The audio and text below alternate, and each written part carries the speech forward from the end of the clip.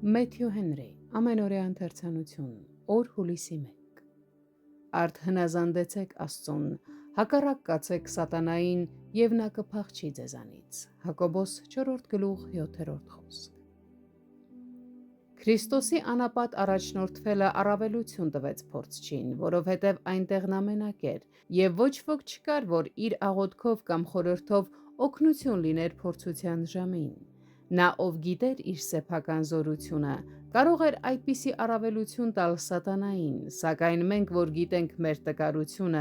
չպետք է այդպես վարվենք։ Ամեն ինչում իր եղբայրներին նմանված լինելով, Տեր Հիսուսը, ինչպես Աստծո մյուս զավակները, կամեցավ ապրել լիովին կախված լինելով աստվածային նախախնամությունից և խոստումից։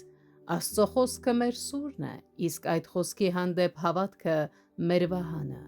Աստված իր ժողովրդի մասին հոգ տանելու բազմաթիվ միջոցներ ունի,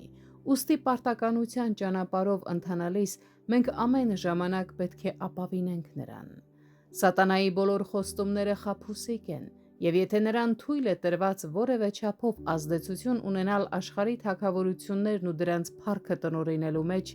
ապա նա դրանք օգտագործում է որպես խայծ մարդկանց կորստյան ծուղակը գցելու համար։ Մենք պետք է անմիջապես և զզվանքով մերժենք մեղավոր շահ կամ առաջխաղացում խոստացող յուրաքանչյուր հնարավորություն, երբ այն մեր հոգու գինն է պահանջում։ Փոխարենը հարստություն, պատիվ և իսկական երջանկություն պետք է որոնենք միայն Աստծուն երկրպագելու և նրան ծառայելու մեջ։ Քրիստոսը չի երկրպագի սատանային, և երբ Հայրն աշխարհի թագավորությունները հանձնի նրան, նա թույլ չի տա, որ դրանց մեջ սատանայի երկրպագության որևէ հետք անգամ մնա։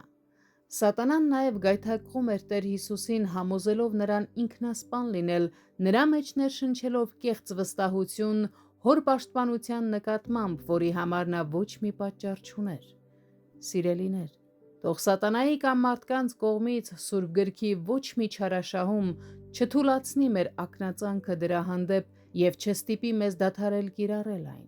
այլ եկեք ջանասիրաբար շարունակենք ուսումնասիրել այն, փորձենք ճանաչել այն և փնտրենք նրա մեջ մեր պաշտպանությունը բոլոր տեսակի հարձակումներից։